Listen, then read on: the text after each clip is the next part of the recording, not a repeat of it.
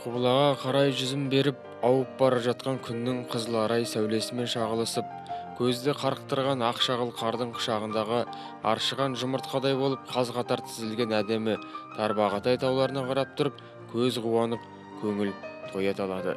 Биікте көк туы желбіреген, көгінде қыран құс самғаған, жан-жағын аспанмен таласқан таулар қоршаған Зайсан ауданының сұлулығын мың рет естігенше бір мәрте көрген артық. Осындай жер жәннатын мекен еткен халықта арман бар ма, шіркін? Жақсыны көрмекке деген нақыл сөз бар. Ауданның көркеюіне Біріккен ұлттар ұйымының даму бағдарламасы да өз үлестерін қосып ақ келеді. Мәселен, осы халықаралық ұйым 380 бала білім алатын Гагарин орта мектебінің ауласына су бұрқақ орнатты. Орнатып қана қоймай, оқушыларға көтеріңкі көңіл күй сыйлап, білім алуға ынтасының жоғарылауына сеп болды. Биылғы жылы біздің мектебіміздің ауласында жаңа демалу орны мен су бұрқақ салынды. Бұл екі объект біз үшін мектебіміздің үлкен өзгеріс әкелді біздің мектебімізге. Осындай су бұрқақпен демалу орны басқа мектептерде жоқ. Сол себепті басқа ауданымыздың балалары біздің мектебімізге қызыға қарайды. Осындай демалыс орны су бұрқақ біздің мектебімізде болған үшін ол үлкен мақтаныш. Біріккен ұлттар ұйымының даму бағдарламасына біз өзіміздің жобамызды ұсындық. Мектеп ауласына су бұрқақ пен демалыс орнын саламыз деп. Негізі қаржыландыру көзі сол жақтан болды. Қосымша ата-аналар демеушілік жасады. Мектептің ауласында осындай екі үлкен әдемі орын салынды.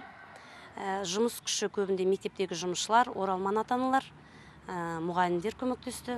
Балалар оның маңайында демалады. Ол қанша дегенмен бала қазір 45 минутта оқу бағдарламасы күрделі, шаршап шығады. Зеріккеннен балалар бірден сыртқа шығады, жүгіріп.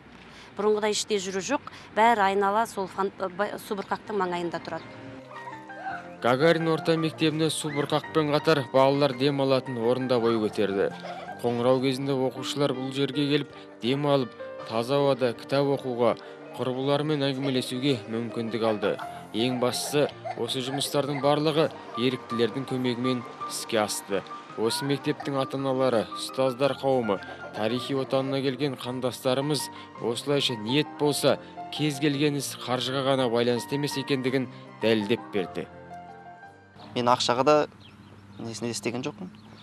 Тек осы балалар үшін. Тек қана. Мектеп ауласындағы су бұрқақ облыстың барлық мектептерінде бола бермейді. Бұл сирек кездеседі. Біздің мектепте бірінші болып бой көтерді су бұрқақ. Демалыс орны да мектептердің ауласында көп болмайды, көбінде ашық алаңқайдағы орындық болады. Ал бұл төбесі бәрі шатырланған, ыстық күндері көлеңке, ата-аналар келген кезде отырып демалады. Жазды күні балалар мектептің ауласында жүрген кезде соның астында отырып көлеңкелеп демалады. Бойына қазына толған Зайсан ауданына оралмандар да көптеп шоғырланады. Бірақ тарихи отанына келгеннен кейін олардың алдында кес-кестеп мәселелерде туындай бастайды. Мәселен, қандастарымыз қоныс тепкен Панфилов көшесінде одан 2 жыл бұрын ауыз су мүлде болмаған. Мұндағы тұрғындар суды 3 шақырым қашықтағы жерден тасып ішетін. Қыс кезінде жағдай тіпті қиындап кететін. 2007 жылы Қытайдан көшіп келген Әділбек қандасымыз да дәл осы мәселе айналып өтпеді. Бұрын негізінен көбінде мына иыққа асып таситынбыз 3-4 километр жерден, алыстан. Қазір міне жақындады көп. Жәрдемге көп рахмет айтамыз сіздерге. Қыс кезінде қалай тасыдыңыз? Қыс кезінде көбінде сол чанаменен тартады, қолменен әкеліп жүру. Ағашпенен әкелетіміз. Қыс кездерінде қар 1 метр жауып тастаған кездерде канистрмен, чана жүрмеген кездерде арқалап көтерген кездерімізде болды. Қазір оның бәрі ұмытылды. Қазір үйдің жанында міне суымыз мынау міне. Ашық басаңыз келеді, кіргізіп алсаңыз кіргізіп аласыз, өзіңіздің неңіз болып жатыр. Қар ерітіп су қар ерітіп су ішкен кісілер де болды. Ол енді үлкен чауқан кәрі кісілер бар үйлер суға бара алмай қар ерітіп ішкен кездер де болды. Қазақта жақсының жақсылығын айт, нұры тасысын дейді. Игілікті шараның басқасында жүретін Біріккен ұлттар ұйымының еріктілері де елім деп келген қандастарымызға қиын кезде демеу болып, көптен күткен су құбырларын тартып, әр үйге қуаныш сыйлады.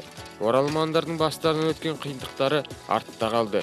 Берекені көктен емес, еткен еңбектен тілейтін ағайындарымыз судың келуімен бау-бақша жұмыстарында қолға алды. Бәренгі картоп сала алмайтынбыз бақшаға. Қазір су келіп міне көп немене жақсы болып жүрген. Бірлік төбе тірлік. Бір жағадан бас, бір жеңнен қол шығарып, қандастарымызбен бірге жергілікті атқарушы билік өкілдері де, Біріккен ұлттар ұйымының еріктілері де қақаған қыстың кезінде 300 метр жерге су құбырын тартып, 3 жерге ауыз су құдығын орнатты. Біздің көшеде де той болады дегендей, оралман ағайындарымыз бөркін аспанға атып, көптен күткен қуаныш тойын тойлады. Аталған жобаға Біріккен ұлттар ұйымының даму бағдарламасы тарапынан 730 мың теңгеден артық грант бөлінген болатын. Келіп жатқан қандастарымыз осы Қазақстанға не алам деп емес, не берем деп келіп жатқан мақсатпен біздің осы жұмысымызға қосылып, ерікті түрде өз үлестерін қосты. Жаңағы өз үлестерін қосып, тегін қызмет көрсетті. Мәселен енді олар сол су құбырын тартқан кезде қандай да жұмыс болса да сол сыму шығыс жаңағы істеген біздің тартқан жұмысшылардың жанында бірге жүрді ол кісілер. Қандай жұмыс болса да қыстың күнінде тартылды су құбыры. Бірге жұмыс жасады. Және сол көшенің бойында тұратын тұрғындар жұмысшыларға күнде олар тегін тамақпен де көмектесіп тұрды. Құрылыс жүргізіп жатқан жұмысшыларға өзіміз жәрдемдесіп, бір жағынан әбет жасап, тамақтарын істеп беріп, өзімізде жәрдемдесіп, қазіргі су үйіміздің жанына келді.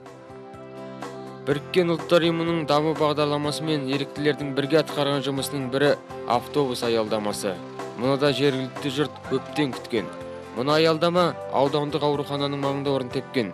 Зайсанда орнатылған осы тектес аялдамаларға Біріккен ұлттар ұйымының даму бағдарламасы тарапынан 75 мыңға жуық қаржы бөлініп, қалған шығынды жергілікті кәсіпкерлер көтеріп алды. Бұл жерде доғдырхана бар. Доғдырханаға қарт кісілер келеді, ауру кісілер келеді. Сол кісілер осы аялдаманың жанында отырып, баяғы дем алып, жауын шашыннан, қыстың күні қардан қорғанып отырсын деп салдық әтейлеп. Жауын шашын кезінде күн ыстықта пана болатын аялдама тұрғындарға да қолайлы болды. Аялдамаларға көп рахмет. Жаңбыр жауғанда, күн суықта осының астына паналап, жақсы метеміз, жақсы орнаттыңдар. Біріншіден сәнді, екіншіден жаңбырда, жауынды шашын жерлерде адамдарға ық болады. Автобусты тосқан кезде осы аялдаманың астында тұрып, кейде жолдан шаршап келе жатқанда орындығына отырып дем аламыз. Пайдалы сізге? Пайдалы. Мен немеремді садиктен алып келем, балабақшадан, сол кезде шаршап кеткенде кейде отырамыз осы жерде. Шын мәнінде бүгінгі Зайсан қаласының келісті келбеті облысымыздағы бір қатар елді мекендерге, әсіресе Өскемен мен Семейге үлгі боларлықтай десек, артық айтқандық емес. Ал Біріккен ұлттар ұйымының даму бағдарламасы тарапынан жасалып жатқан игі шараларға зайсандықтар бір атаның баласындай жұмыла жұдырық болып кірісіп, азаматтардың туған жер, өскен ортаға деген ыстық ықыласы мен шексіз махаббатының шынайы көрінісін тағы бір қайыра көзбен көріп, құлақпен естіп, көңілге біраз жайтты түйгендей болдық. Бір қуантарлығы, өзінің елді мекенін көркейтуге жергілікті тұрғындардың белсенділігі өте жоғары.